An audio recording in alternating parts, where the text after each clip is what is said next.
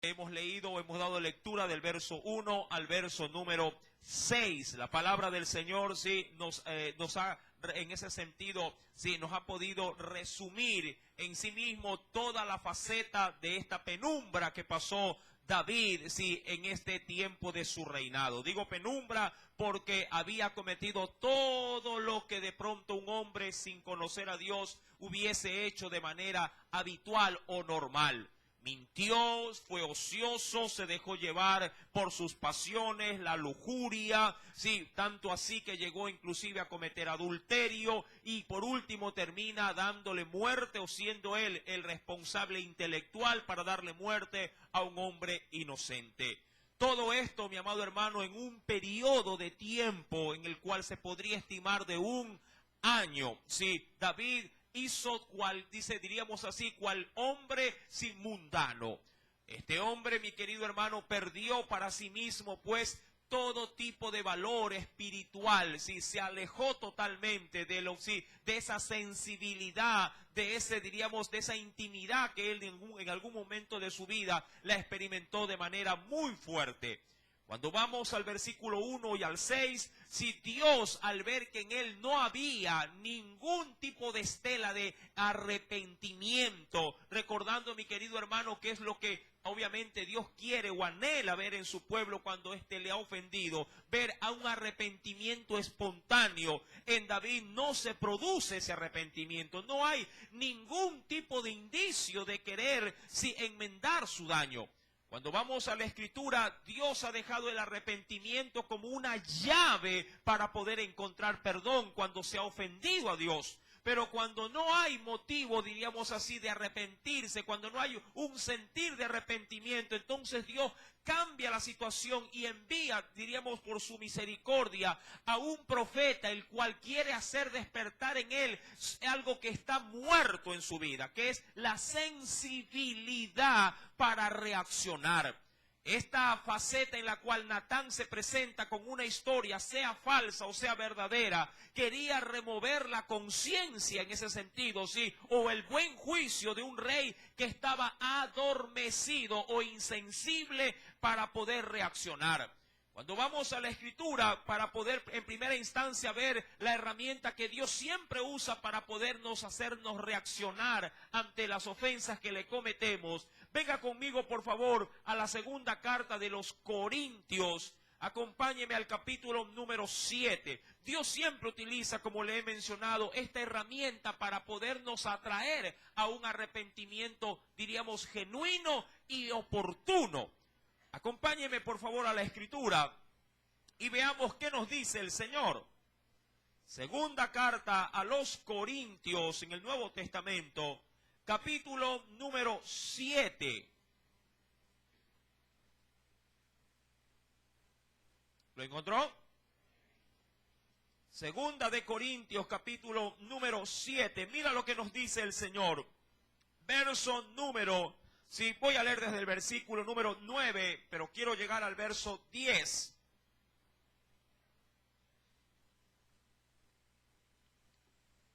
Ahora, decía el apóstol Pablo, sí, a la iglesia, ahora me gozo, no porque hayáis sido contristados o habéis sido entristecidos, que en cuyo caso viene a ser algo semejante.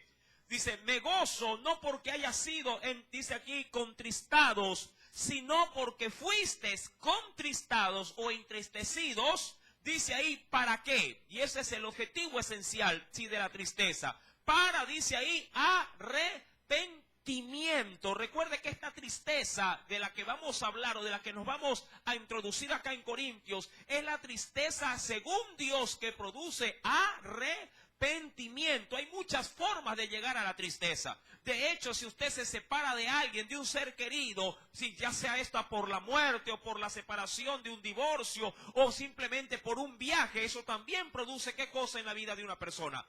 Tristeza. Si se queda sin empleo, eso también produce tristeza. Es decir, muchas cosas pueden causarle a usted tristeza. Si pierde el año por vago, también puede causarle tristeza.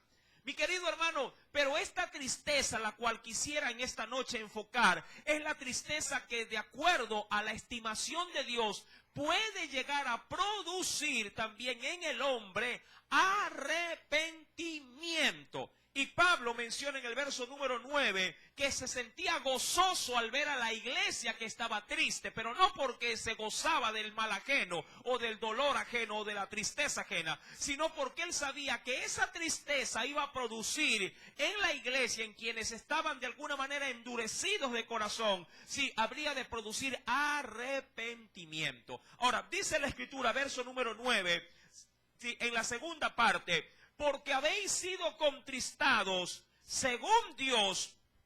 ¿Para qué? Para que ninguna pérdida padecieseis por nuestra parte. Es decir, para que no te veas afectado, sí, o menguado, sí, a causa de nosotros. Verso número 10. Porque la tristeza que es según Dios produce arrepentimiento ¿para qué? Para salvación. Dice ahí, ¿hasta qué punto o hasta qué medida? De que no hay que arrepentirse. Ahora, esto parece una contradicción, pero no es así. El enfoque que se le podría dar a este pasaje es: Dios quiere verme triste por causa de mi pecado para arrepentirme hasta el punto en que yo ya no deba de arrepentirme por ningún otro pecado. Claro, porque ya no lo he cometido o porque ya me ha sido perdonado. Amén, esa es la idea. Verso número 10, dice ahí, en la última parte ya: pero la tristeza del mundo, que es lo que yo le hice en ese sentido muchos ejemplos. Usted puede sentirse triste, vuelvo y repito, porque perdió el empleo, porque perdió su equipo, sí, porque no le dieron el puesto que le iban a dar, y la gente, ay, está cabizbaja, está triste. Pero esa tristeza, mi amado hermano, que no viene, diríamos, al caso en las cosas espirituales, esa tristeza se podría considerar una tristeza del mundo. Esa tristeza, dice ahí, produce muerte. Amén, porque esa tristeza no te da salvación. Mi amado hermano, vueltos pues al libro de Samuel, capítulo número 12, sí, David estaba carente de la tristeza. Estaba, mi amado hermano, ausente de un arrepentimiento que lo forjara a él, sí, en una sumisión, en una, diríamos así, humillación. Ya no se veía, mi amado hermano, a un David humilde, tratando de buscar una salida para su pecado.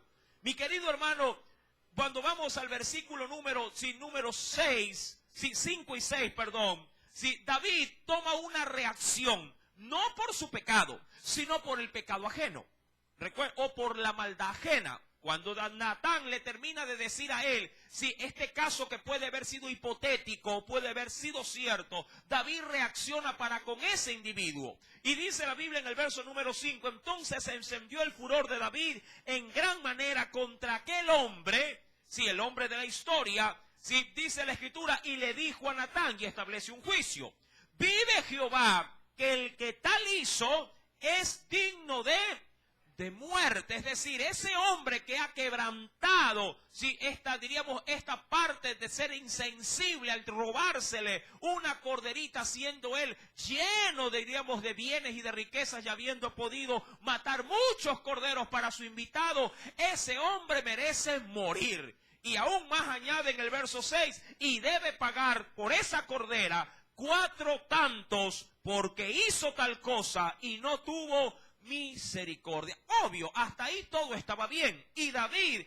de alguna manera, se sentía, diríamos así, como aquella persona que ha establecido un justo juicio, y obviamente también conforme a la Escritura. Pero la intención de Natán, el cual fue enviado por Dios, no era esa. La intención de Natán era que David reaccionara, a algo que él mismo había cometido. Y dice la Biblia en el verso número 7, queriendo obviamente David saber el nombre de ese individuo para que se le aplicara todo el rigor de la ley. Entonces dijo, verso 7, dijo Natán a David: tú eres aquel hombre. Me imagino que la cara de David debió haber sido de espanto o de un gran signo de interrogación. Cualquiera hubiese dicho hermano o al profeta, pero Natán, yo nunca me he robado una corderita. Ahora, yo quiero que usted, antes de seguir leyendo, usted se sensibilice un poco. Dios puede hablar de muchas formas al pueblo.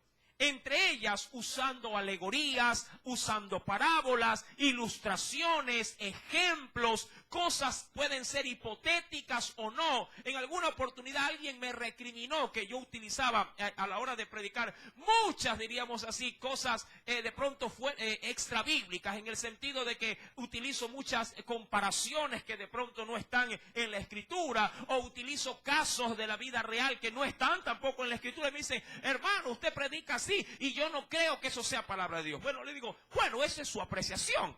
Pero a la verdad, lo que Dios hace, más allá de si son o no ejemplos reales o no reales en la Biblia, es utilizar todo lo que está a su alcance para que el hombre reaccione. Amén. Para que el hombre reaccione. Y lo penoso en David es que él no reaccionaba más allá de las muchas formas o de la multiforma, sí, de Dios tratar con nosotros.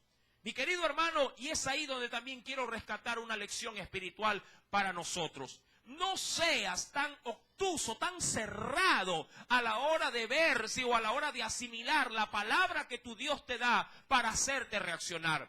No esperes que te diga el nombre y el apellido para decir, ah, es Dios hablándome a mí. ¿Por qué? Es que como dijo mi nombre, entonces soy yo.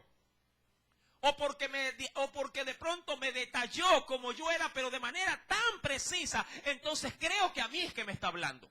Mi amado hermano, no esperes que Dios tome ese tipo, diríamos así, de extremos para poder tú, en ese sentido, reaccionar a las cosas que Dios quiere que reacciones. Si tú sientes, sea grande o pequeñamente, que Dios te está hablando, siempre tómalo, guárdalo en tu corazón. Y si algo hay que enmendar, enmienda y enmienda rápido. Y no demores. Porque cada vez que tú callas tu pecado, como lo dijo el mismo David, mientras callé, se envejecieron mis huesos. Es decir, me sentía morir. Cuando uno calla un pecado o cuando uno se mantiene en un pecado sin reaccionar positivamente, mi amado hermano, nuestra vida de comunión con Dios se deteriora poco a poco. Diríamos así, que vamos muriendo poco a poco. Yo quisiera, antes de seguir leyendo, que me acompañe por favor al Salmo número 32. Muchos estudiosos de la Escritura si comparten que ese salmo fue escrito en función de esta ocasión, de este momento tan crucial en la vida de David. David había ganado muchas batallas, pero una batalla que no había podido ganar era la lucha contra su propio pecado, contra su concupiscencia. Qué dura que le salió esa guerra a David.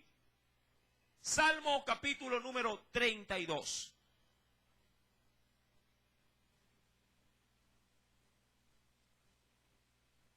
¿Lo tiene? Ahí tenemos un prefacio en ese pasaje. Dice, la dicha, ¿verdad? ¿La dicha de qué? Del perdón. Y mira, verso primero dice, bienaventurado aquel cuya transgresión o cuyo pecado ha sido perdonado y cubierto su pecado. Verso número 2. Bienaventurado el hombre a quien Jehová no culpa de iniquidad y en cuyo espíritu, porque eso es lo que hace hacer el pecado en nuestra vida. Dice ahí, no hay engaño. Cuando nosotros andamos en pecado, mi amado hermano, estamos viviendo engañados con nosotros mismos. ¿Por qué? Porque internamente, si nos engañamos y decimos, si estoy bien, o por lo menos lo que hice, no hay, si en ese sentido, no hay, si de alguna forma que Dios de pronto me castigue. Y eso es un engaño, mi querido hermano. Si cuando uno asume que su pecado no ha hecho tambalear la gracia de Dios, uno se está mintiendo a sí mismo.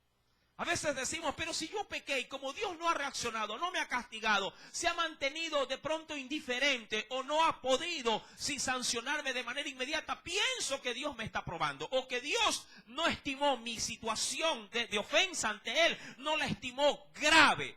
Todo pecado es grave para Dios. Todo pecado, sí, olvidémonos de la magnitud o la grandeza o la pequeñez de esa ofensa. Todo pecado a Dios le desagrada en su pueblo. Y dice la Escritura en el verso número 3, mientras callé, y es el texto que les narré hace un momento, mientras callé, ¿sí?, se envejecieron mis huesos. Ahora, ¿cuánto tiempo cayó David? Aproximadamente estimábamos, ¿cuánto? Un año cayó. Un año guardó silencio. ¿Usted cree que en ese año a David no se le cruzó por la mente el poder decir internamente, oye, todo esto que hiciste estuvo mal? ¿Usted no piensa que en ese año David no fue golpeado por la conciencia y una pequeña voz le decía en su corazón, mandaste a matar a Urías? ¡Qué descaro el tuyo! ¿Usted cree que en ese año este hombre no reaccionó en alguna forma y dijo, estoy o he tomado, porque él la tomó luego de que mandó a matar a Urías? Y eso lo hizo, eso lo debe haber hecho en el primer mes que estaba encinta aquí en Betsabé. ¿Usted cree que de ahí en adelante cuántas veces él no se acostó con Betsabé y estando con ella no se le habrá cruzado un pensamiento que le decía, ¿qué hiciste con esta mujer? Esto no es lícito. Pero algo superior a él le decía, pero guarda silencio. Algo superior a él le decía, sí, lo hiciste, pero no es tiempo para arrepentirse. De pronto estuvo esperando el momento propicio. ¿Para qué? Para proceder al arrepentimiento. De pronto pudo haber dicho en su corazón, bueno, queriéndolo pasar a tiempos actuales, alguien de pronto puede decir, espero que haya un culto que me toque la conciencia, un culto que sea trascendental, como para decir, ahí me voy a arrepentir. O espero que amanezca en una mañana sombría, con llovizna, y que todo esté de pronto medio apagado, la luz, y ahí me voy a arrepentir. Mi amado hermano, no podemos esperar ocasiones especiales para arrepentirnos. Cada tiempo es, diríamos así, placentero para buscar la gracia de Dios. No podemos esperar que alguien nos toque, que alguien nos alerte, que alguien de pronto nos haga un llamado de atención para poder buscar perdón. Si hemos ofendido, lo sintamos o no lo sintamos, debemos de correr ante el trono de la gracia. Sea que se sienta o no, usted en ese momento, si tocado o no tocado, si por el Espíritu, debemos forzar nuestra voluntad para quebrantarnos y decirle al Señor, Señor, te ofendí en esto, te ruego, me perdones. Abogado, dice la Biblia, que tenemos para con nuestro Dios, a Cristo, ¿verdad? Ahora, dice la Biblia en el verso 3, que cuando él callaba, se envejecían sus huesos. Y dice ahí, en mi gemir, todo el día. Verso 4, algo pasó en ese tiempo, de seguro que sí. Dice, porque de día y de noche, y eso pasa con el pecado, se agravó sobre mí tu mano. Amado, no es coincidencia, ojo, no es coincidencia. El mismo tiempo, ojo, el mismo tiempo que le llevó a él a arrepentirse, fue el mismo tiempo en el cual él no pudo conquistar a los amonitas. Recuerda que esta historia se desprende, parece de manera paralela, se desprende en el suceso mientras Joac, su general, estaba de alguna manera sitiando la ciudad de Amón. Un año, mientras él luchaba consigo mismo, su ejército no podía vencer a su más cercano enemigo. Y no era numeroso, le cuento. Era un enemigo que se había puesto tras sus murallas y se encontraba ahí, guardado, respaldado. Y en ese año él no pudo ganar esa victoria. Obvio, su pecado tuvo eco en su vida, diríamos así, militar. Así también nos llega a pasar a nosotros. Cuando ofendemos a Dios, también puede llegar, mi amado hermano, a golpear nuestras finanzas, puede llegar a golpear nuestra vida sentimental, puede llegar a golpear nuestra vida profesional, puede llegar a golpear todas las áreas de nuestra vida. Así lo sentía David. Dice en el versículo número 4, recuerda, porque de día y de noche se agravó. ¿Cómo crees tú que uno puede sentir que Dios agrava su mano sobre nosotros cuando callamos nuestros pecados y no los confesamos? Mi amado hermano, todo lo que emprendemos nos sale mal. decía el otro día el predicador Dante Gebel, que lo estoy escuchando últimamente, sí, decía acerca de cuando llegó el arca a la casa de Obed Edom. ¿Cuántos recuerdan? Y eso ya lo estudiamos en el primer libro de Samuel, cuando David quiso transportar el arca, sí, de la ciudad no me recuerdo bien si es de Jezreel, hacia Jerusalén. ¿Sí? Recordará usted que cuando fue el arca en medio caminar, uno de los hijos de los sacerdotes puso su mano, ¿y qué pasó con ese sacerdote?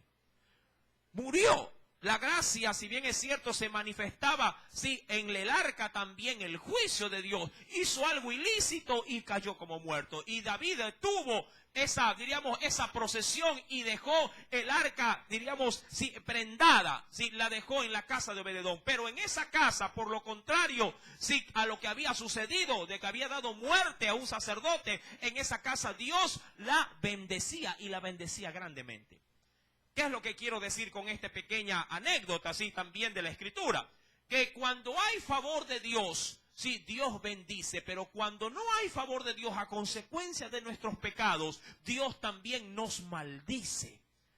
Y todo lo que nosotros quisiéramos emprender nos sale mal. Ahora, cuando volvemos, por favor, al libro de Samuel, capítulo número 2, verso 12... Verso número 7, Natán, al ver la poca, en ese interés de poder reaccionar David con su propio pecado, le hace notar lo siguiente. Entonces dijo Natán a David, y Natán tenía que tomar la iniciativa. ¿Por qué? Porque David, luego de haber escuchado la historia, cuando alguien está percibido espiritualmente, ojo, también puede reaccionar, ¿sí?, espiritualmente. ¿Qué es lo que quiero decir? David, como estaba desenchufado de la gracia y del conocimiento de Dios en esa etapa de su vida, ni por aquí se le cruzó diciendo, esta historia que me acaba de contar Natán, como que se parece a la mía. ¿Me explico? Cuando uno está enchufado en las cosas de Dios, toda historia, todo suceso aún de la vida, que uno si llega a enterarse o llega a experimentar, uno inmediatamente lo pasa, sí, o lo transfiere al ámbito espiritual. Escuchaba el otro día de un animalito, sí, que es el armadillo. Sí, usted sabe que eso es un animal, me dicen por ahí que está en proceso de extinción. Y su piel es sumamente cotizada. Me decían, sí, escuchando sí, a este predicador que les mencioné, que para poder cazarlo, sí, en este caso sus perseguidores, sí, no lo agarran directamente porque es difícil de cogerlo.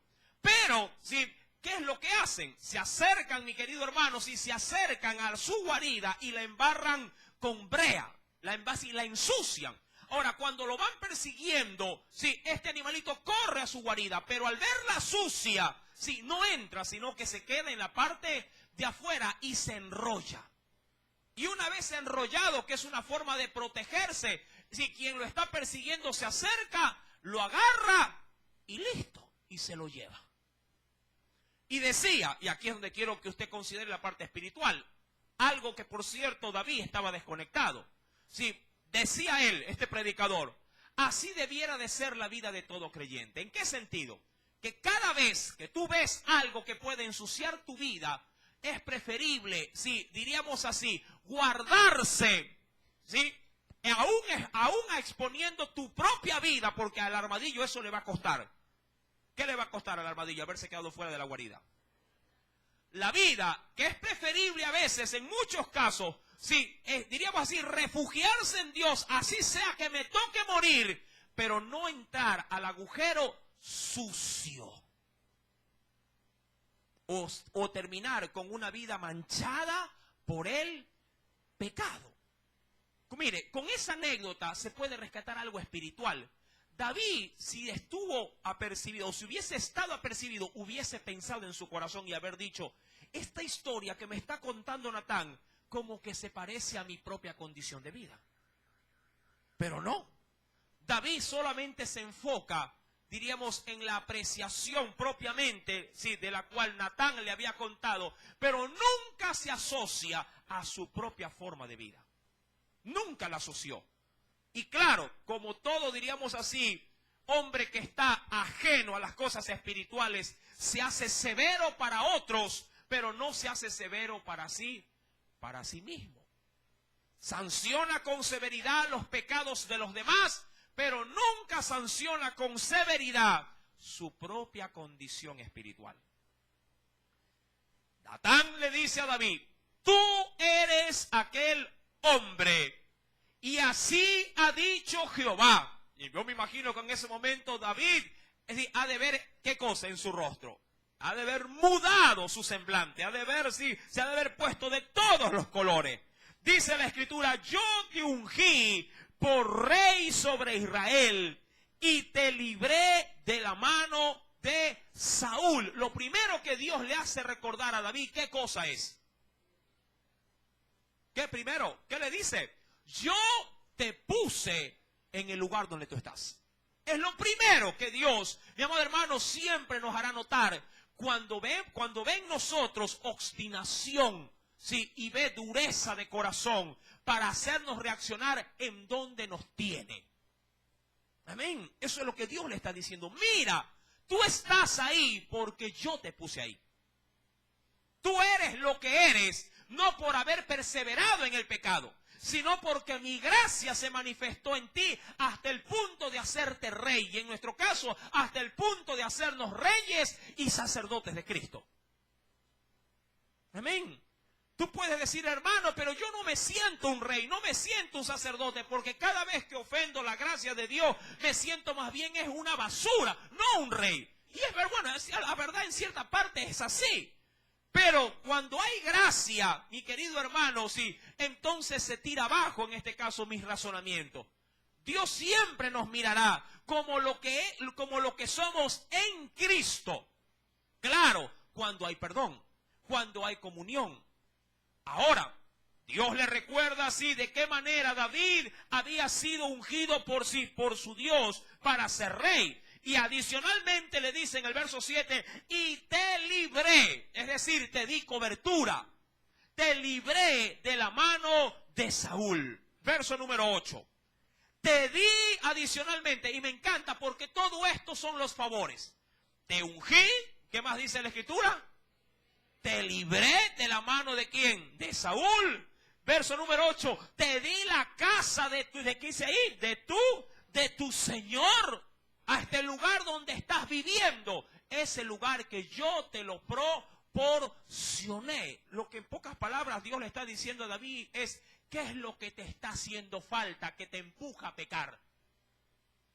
¿Qué es lo que te hace falta o qué es lo que no te puedo dar que te empuja, sí, a pagarme de esta manera? ¿Me explico? ¿Sí? ¿Qué es lo que necesitas para poder parar de pecar? Porque toda la grandeza te la he dado ya a ti. A veces, mi amado hermano, esta situación sí nos golpea duramente o nos confronta duramente. ¿Por qué? Porque Dios a cada uno de nosotros nos ha dado un lugar donde vivir, nos ha dado una familia, nos ha dado paz, nos ha dado, mi amado hermano, comunión con Él. Y pregunto es, ¿qué más necesitamos para parar de pecar? ¿O quién realmente está fallando? ¿Él o nosotros? ¿Él porque nos falta todavía algo más de dar? ¿O nosotros porque simplemente nos sentimos inconformes por lo que nos ha dado? Porque a veces pareciera ser que cuando se peca uno como que se pone a hacerle huelga a Dios y diciéndole, estoy llamando tu atención con lo que estoy haciendo porque algo me hace falta. Usted ha visto cómo las criaturas hacen berrinche, ¿sí? Sobre todo los pequeñitos. Y usted como madre a veces, sí, ya lo tiene bañadito, lo tiene, sí, ya bien cambiado, lo tiene limpio, oloroso, ya le ha dado su teta, le ha dado su biberón o el seno, está tranquilo, está de alguna manera, diríamos así, ya pues saciado en todo, pero ¡guau! ¡Guau! ¡Guau! Y uno ya la madre dice, ¿pero qué te pasa con la criatura? Si ya le di todo. Lo toca, le toma la temperatura, pero si está bien, y dirían mucho, es la pura gana de fregar. llamando la atención. Pero claro, cuando pecamos, llamamos la atención de Dios. Pero hay un riesgo latente en ese llamado de atención, que Dios nos castigue severamente. Porque cuando Él ya nos lo ha dado todo y seguimos infringiendo en el pecado, seguimos insistiendo en rebelarnos, entonces Dios se hastía y dice, bueno, aquí la única forma de lidiar contigo es poniendo mi mano sobre tu vida. Y eso, cuando Dios ya determina sanción, no hay quien haga mover la mano de Dios. Usted podrá pararse de cabeza diciendo, Señor, me arrepiento, ya no me castigues, o levanta esta sanción. Y ya, mi amado hermano, cuando Dios determina su juicio, no hay quien le pueda hacer revertir su palabra. Dice el versículo número 8, te di la casa de tu Señor. También, porque el pecado fue básicamente de faldas ahí, ¿verdad? Dice, ¿y qué más le había dado el Señor? Las mujeres de tu Señor están en tu seno, es decir, en tu alcoba. Ya con Betsabé, ¿cuántas mujeres habría de tener? 6 mujeres. Te di las mujeres de tu Señor.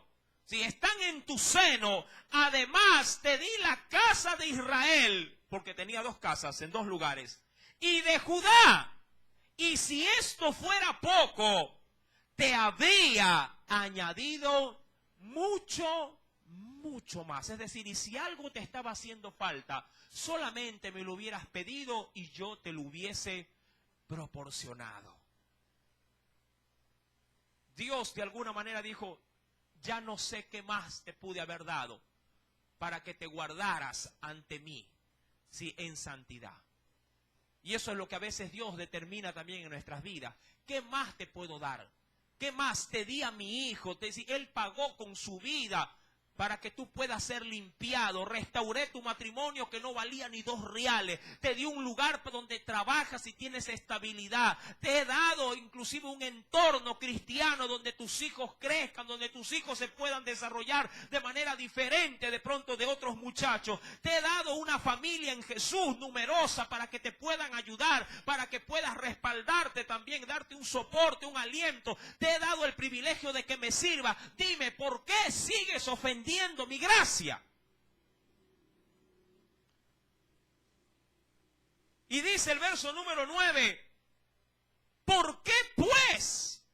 Y ahí están, diríamos, las incógnitas. Como cuando un padre le dice a su hijo, ¿pero por qué consumiste droga? ¿En qué fallé? ¿Qué hice mal? ¿Qué faltó cuando te estaba criando? Te di amor como todos los otros muchachos. ¿Por qué lo hiciste? ¿Por qué cogiste el dinero de tu padre y lo utilizaste en cosas que no eran agradables? ¿Se identifica usted con la postura de Dios?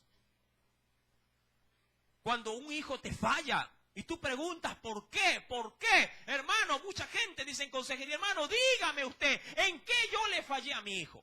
Como padre. ¿En qué le fallé? ¿Por qué me ha pagado así? ¿Por qué se dieron estas cosas? ¿Por qué pues tuviste en poco la palabra de Jehová, haciendo lo malo delante de sus ojos? Y ahí, tal cual como lo dice la Biblia, ¿dónde me podré esconder de tu espíritu? ¿Cuántos saben que Dios aún juzga, dice la Escritura, los secretos de quiénes? De los hombres. Acompáñeme por favor antes de introducirnos en este texto y venga conmigo, sí, al Nuevo Testamento.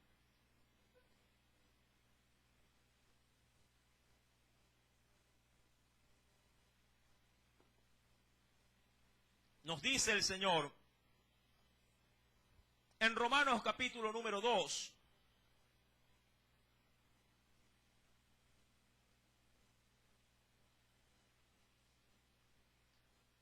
Carta a los Romanos, capítulo número 2. ¿Lo tiene? Leo desde el 14 al verso 16, al 16 quiero llegar.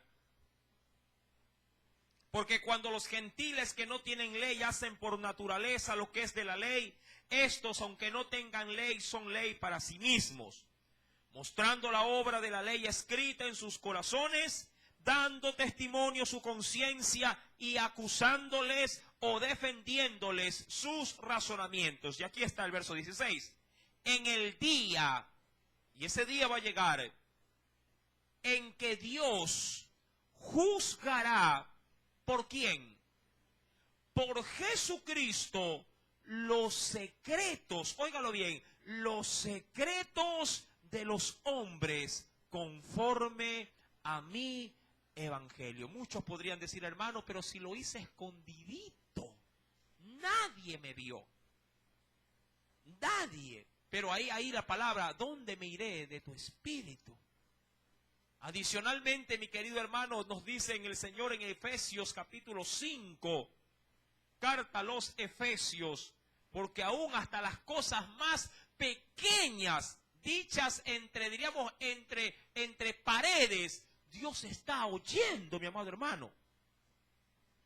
En Efesios capítulo número 5, más adelante de los Corintios, dice en el versículo número 11 y 12, y no participéis, mira, nos involucra en este asunto, no participéis en las obras infructuosas de las tinieblas, ¿sí lo tiene? Sino más bien, ¿a qué nos manda el Señor? A reprenderlas. Verso 12, porque vergonzoso es aún hablar, ¿de qué cosa? De lo que ellos hacen ¿en qué? En secreto. Y cuando obviamente damos oído, prestamos atención y no decimos nada, estamos participando.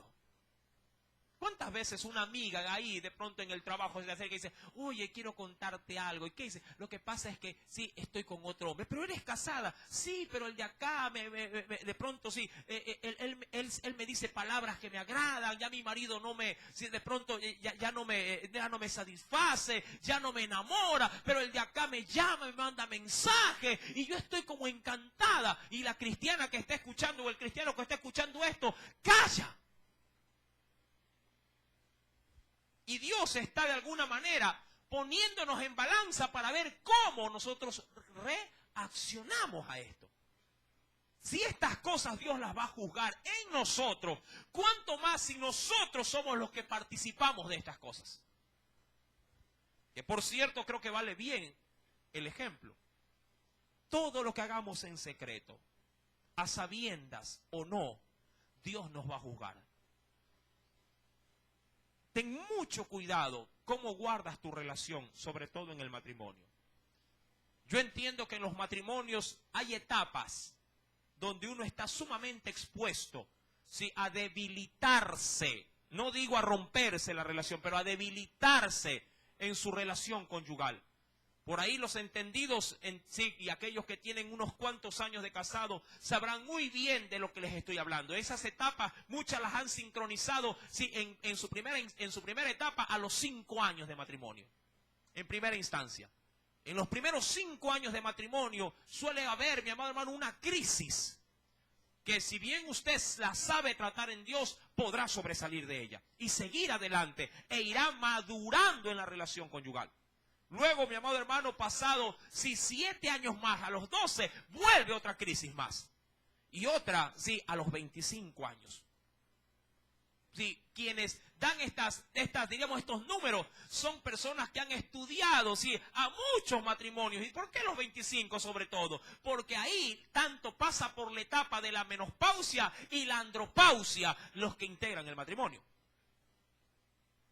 Etapas hormonales que ponen en riesgo también la relación del matrimonio. Las mujeres se hacen frías, se hacen de pronto ajenas a las relaciones sexuales. Los hombres se hacen quinceañeros.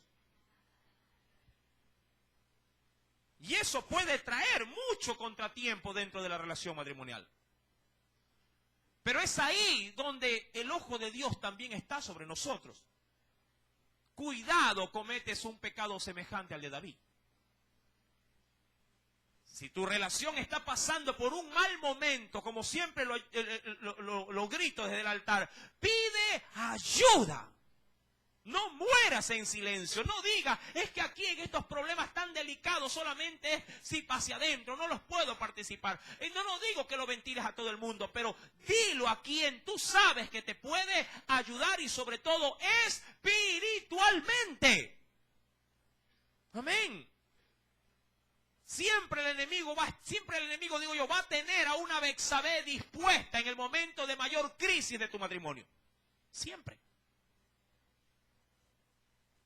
El enemigo sabe las dificultades y se va a aprovechar de ella para poner, diríamos así, para exponer tu vida y tu relación, para ver si estás realmente, sí, en Dios forjado, si realmente estás en Dios enchufado y que no vas a debilitar esa relación, ni con tu pareja, ni mucho menos con tu Dios. Tal cual como lo dijo José en su debido momento. No quiero ver, mi amado hermano, de pronto la situación bajo la óptica de José, sino sobre la óptica de la mujer de Potifar. ¿En qué sentido? Yo no sé, o por lo menos la Biblia se abstiene de ese comentario, pero yo no sé si de pronto Potifar estaba descuidando a su mujer. Yo no sé si de pronto, sí, la mujer de Potifar estaba pasando por la etapa de la menopausia, no lo sé. Pero algo es seguro, para que una mujer deposite su mirada en otro hombre, algo está mal en su relación conyugal. ¿Verdad? ¿Está o no está mal? Para que se debilite la fidelidad en el matrimonio, algo anda mal en esa relación y tú no puedes morir en silencio. En el caso de David, la lujuria, si su deseo desenfrenado, que él no pudo lidiar en su debido momento, le pasó factura con Betsabé. Y cuando vamos a la Escritura, luego de saber de que Dios está atento aún a lo que hacemos en secreto, en el mensaje de WhatsApp que envías, de pronto con doble sentido, esperando una reacción por otro lado. Porque el diablo es muy astuto, le cuento. No, si es un amigo, mire, lea el mensaje. Sí, es verdad que es un amigo. Pero, ¿qué hace una mujer casada enviándole mensajes a un hombre soltero? ¿Me entiende? ¿Por qué abrir esa puerta? ¿Para qué dejarla entreabierta? Si Dios me ha dicho que debe de estar bien cerrada. ¿Verdad que sí? Hoy no ha habido amén, no ha habido gloria a Dios, no ha habido nada. Dios está hablando entonces. O así lo quiero creer. Mi querido hermano, dice la Biblia, versículo número 9, y Dios comienza a desnudar la vida de David, el cual todo esto él lo había hecho en secreto. Versículo número 9, después de la pregunta, le dice, a Urías Eteo heriste esa espada. Mira cómo Dios lo había visto, como que si el mismo David hubiese empuñado la espada. Heriste esa espada. 2, tomaste por mujer a su mujer. Dice, y a él lo mataste con la espada de los hijos de Amón. Verso 10, la sentencia. Por lo cual, ahora no se apartará jamás de tu casa la espada. Vendría a ser la violencia. Y dice aquí, versículo número 10, por cuanto me menospreciaste y tomaste la mujer de Urías Eteo para que fuese tu mujer. Versículo número 11, podrías leerlo. Así ha dicho Jehová, he aquí, yo haré levantar el mal sobre ti de tu misma casa, y tomaré tus mujeres delante de tus ojos, es decir, las que tienes, y las daré a tu prójimo, el cual yacerá con tus mujeres a la vista, dice, ¿de qué? A la vista del sol. Lo triste de todo esto es que quien habría de tomar a sus propias mujeres sería su propio hijo. Bien dijo Jesús a Pedro cuando iba a sacar la espada supuestamente para defenderlo. Dijo, enváinala, porque al que espada mata, a espada también morirá. Si tú, mi amado hermano, has hecho el mal y no has buscado una pronta reconciliación con Dios y con tu prójimo, no te extrañe que tú o tu descendencia pasen los mismos escenarios que tú le permitiste, mi amado hermano, a tu vida, sí, obtener.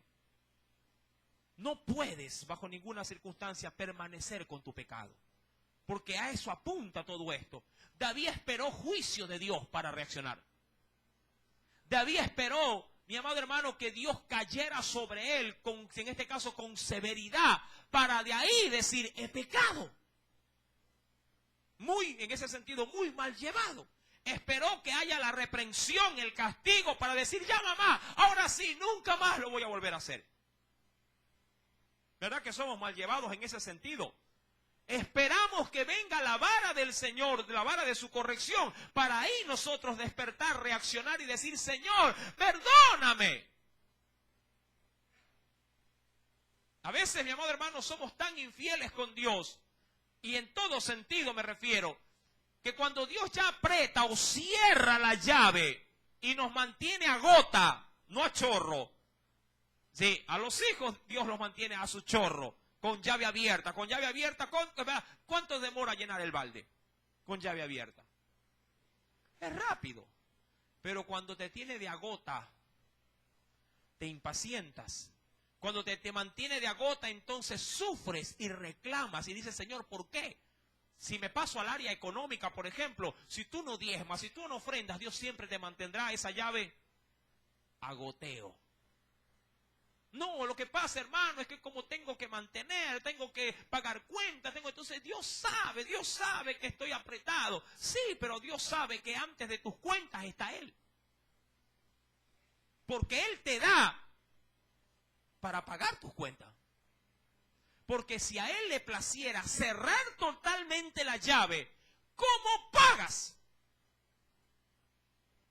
Pregunto yo, ¿cómo pagas? ¿Cómo haces para pagar? Si Dios te manda una enfermedad y te cierra la llave, ¿cómo produces? ¿Verdad? Si te postra en una cama, ¿cómo entonces te sustentas tú y los tuyos? Mi amado hermano, David espera que Dios cierre totalmente su llave de misericordia y le sentencie, trayendo en ese sentido espada, mortandad y pagándole con la misma acción que él había cometido. Dice en el versículo número 10, por lo cual ahora no se apartará jamás. El problema de esto, mi amado hermano, es que él cometió esta situación una sola vez. Pero su pecado, o la sentencia a su pecado, fue permanente. Eso hay que considerar. Mi pecado puede dejar una reseña permanente. Si tú, y vuelvo al extremo de la palabra, cogiendo el caso, mi amado hermano, él tuvo, obviamente, otra mujer, y de ahí habría de nacer un hijo. Pregunto, si alguien comete infidelidad, comete adulterio, así sea por una sola vez, la secuela puede ser permanente en su vida, de dos naturalezas. La primera, si puede adquirir una enfermedad venérea mortal. Se puede arrepentir segundos después de haber estado con esa mujer. Pero las secuelas de su pecado pueden ser marcas permanentes. Yo siempre con mi esposa hablamos sobre el asunto de los muchachos cuando estos a temprana edad salen con su domingo 7. Sí, yo digo, pero ni siquiera utilizaron un preservativo, por último. O sea, fue tanto el desenfreno, fue tanta la lujuria, fue tanta la pasión carnal, que ni siquiera se guardaron en eso. Y obvio, a veces dicen las muchachas, pero si fue una vez. Como escuché el otro día, pero si a mí me dijeron que cuando se tenía sexo y se ponía uno de cabeza, ya no salía embarazada. Hay otros que piensan que es enfermedad, pero si lo hice, decía un amigo en el mundo, que era bien allegado a mí, me decía, pero oye, me acosté con esa muchacha. Él siempre tenía este cliché, decía, porque él era muy hermoso de rostro, era muy bien parecido. Las mujeres parecían perritos tras de él. Y él decía, pero mírala, está sanita. ¿Y por qué? Mira, está blanquita, es sanita, decía. Él decía que cuando se le veía a una mujer de tez blanca era sana. Y él me comentaba y me decía, sí, pero eso sí, ya me acosté con ella y ya me tomé 2 Ampibé y ya, evité cualquier cosa. Uno de sus hermanos murió de SIDA.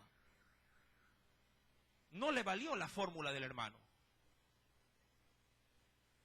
Hay situaciones en el pecado que quedarán permanentemente. Si tú sales embarazada, el hijo te queda para toda tu vida. Si tú le das apertura a pecados de esta naturaleza, de la misma forma marcarán tu vida, sí, de manera permanente. No se borrarán. Y dice la Escritura en el versículo número 10, por lo cual no se apartará jamás.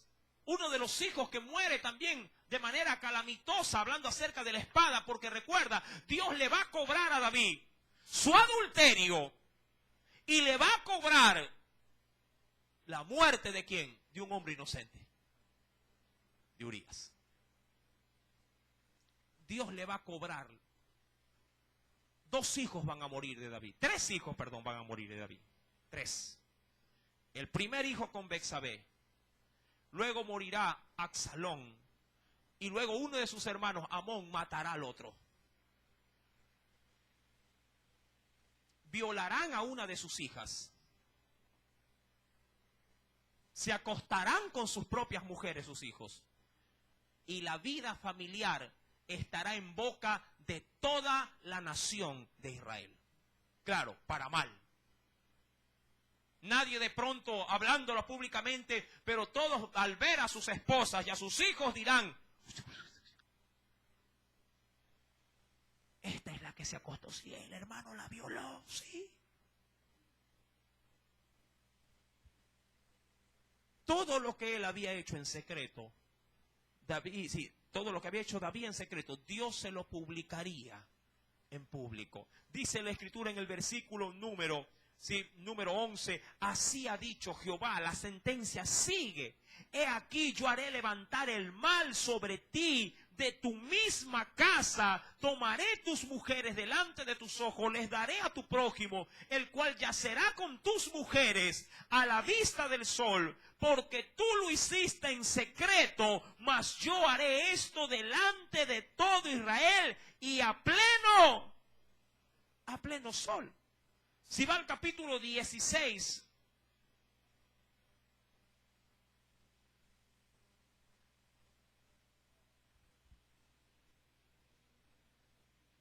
¿lo tiene?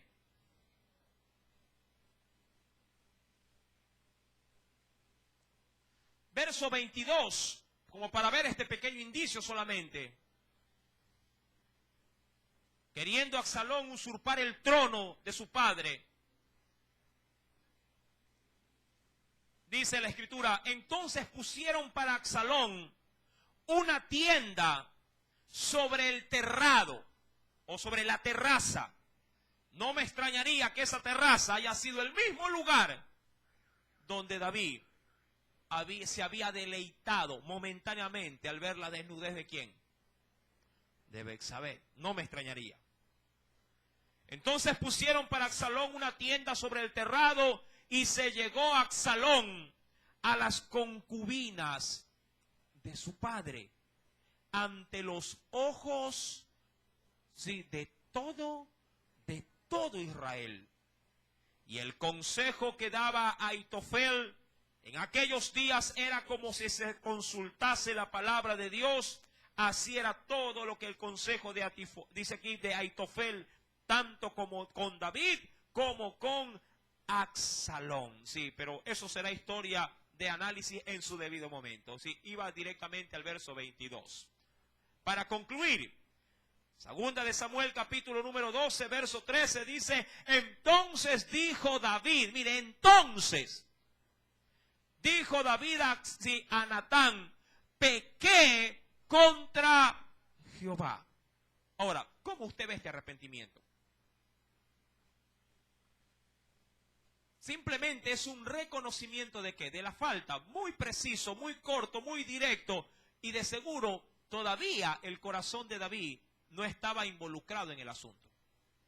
Ahora, lo importante no era si lloraba o no lloraba, lo importante era reconocer su pecado. Mucha gente dice, oye hermano, es que como no siento todavía pedirle perdón al Señor, no siento todavía irle a dar perdón a tal persona que me ofendió. Y yo siempre les digo lo mismo, no se trata de sentirlo, se trata de hacerlo.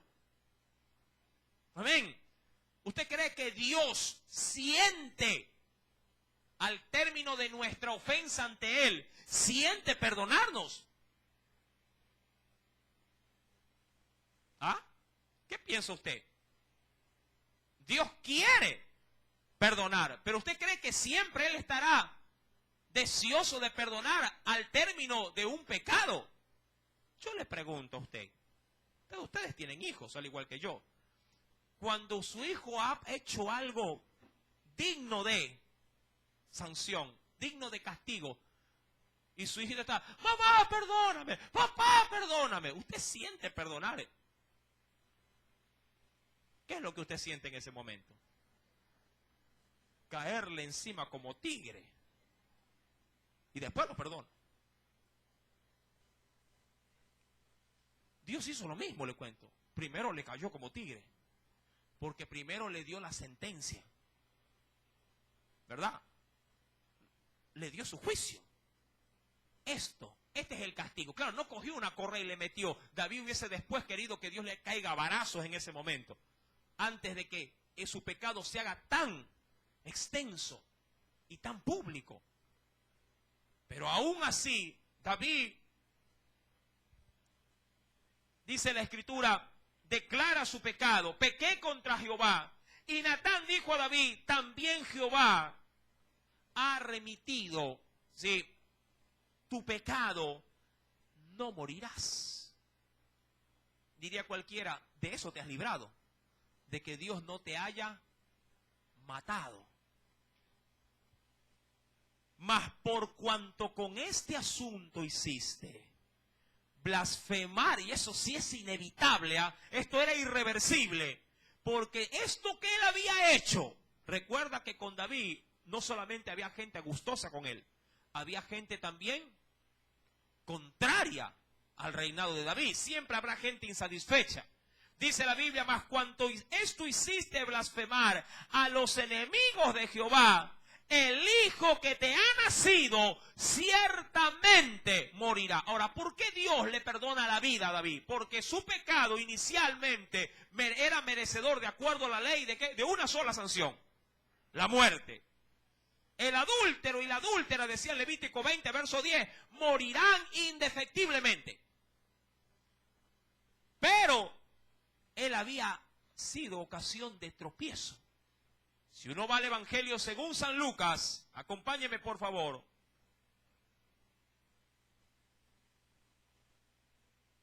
Y estas son las consecuencias.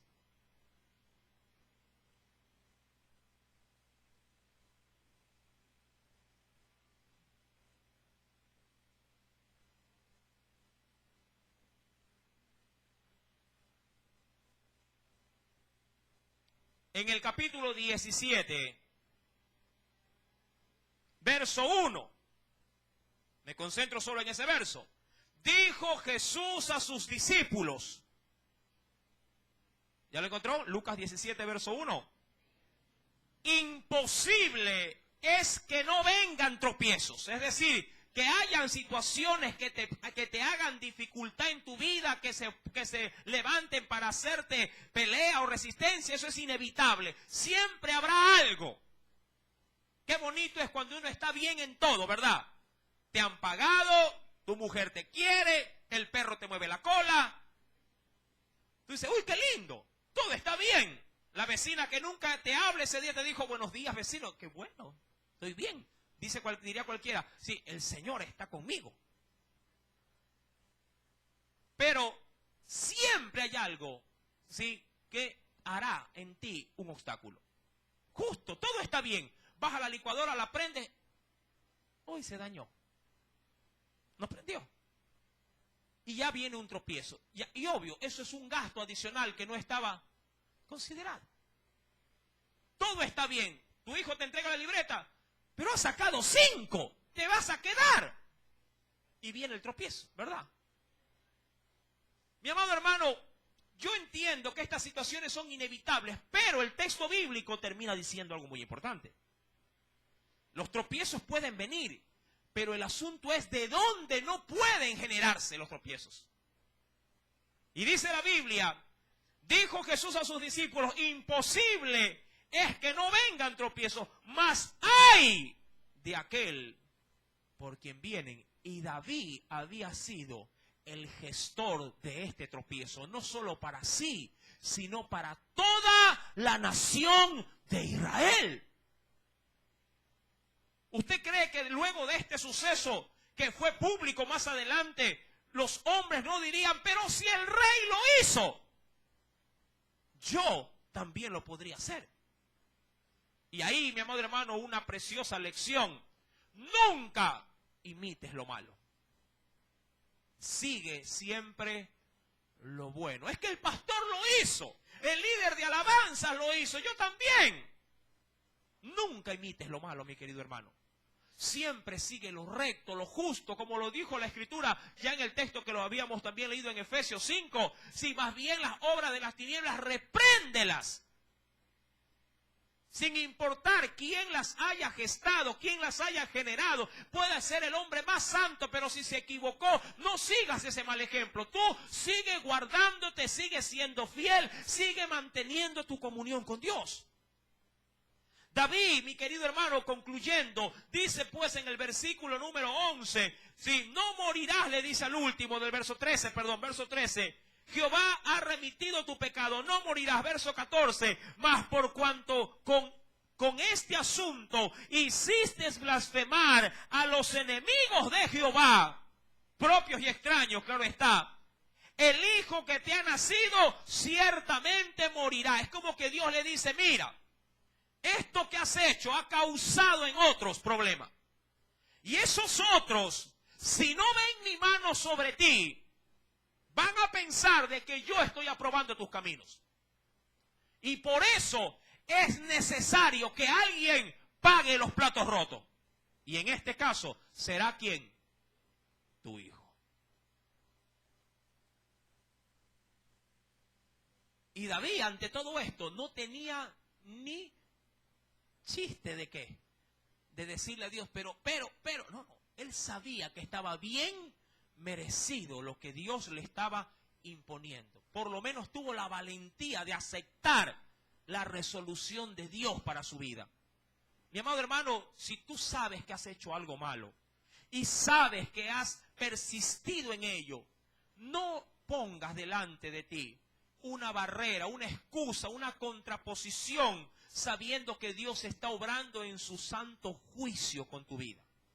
A la larga, eso te ayudará a seguir formándote, a seguir forjando en ti. Si de pronto tus áreas están débiles que necesitan ser fortalecidas. A veces es necesario que uno quede torcido, de pronto con parálisis, para poder ver bien las cosas espirituales. A veces uno necesita perder un ser querido para aprender a caminar junto a la gracia de Dios. A veces es necesario quedar inválido para comenzar a caminar en la gracia. Inválido de pronto porque fue al lugar donde Dios le dijo que no debería de ir. Y ahí se provocó el accidente. Mi querido hermano, luego de esto, dice la Biblia, y Natán, verso número 15, y Natán se volvió a su casa, y Jehová hirió al niño que la mujer de Urías había dado a David. Y me interesa, porque para Dios, Betsabé no era mujer de David. ¿Qué dice el verso 15? Para Dios, Betsabé seguía siendo mujer de quién. Así todo el mundo diga, pero ahora él es mi nueva relación. Ahora estamos juntos los dos. Sí, sí. Ante la sociedad puede ser, pero ante los ojos de Dios, lo que no es tuyo, no es tuyo. Lo que no te pertenece, no te pertenece. Así vengas con documento firmado.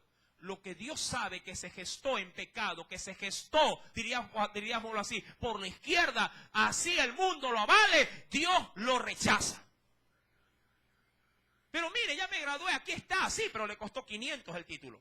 No estudió, lo obtuvo por la izquierda. Así el mundo te diga ingeniero, Dios te dirá, eres un analfabeto.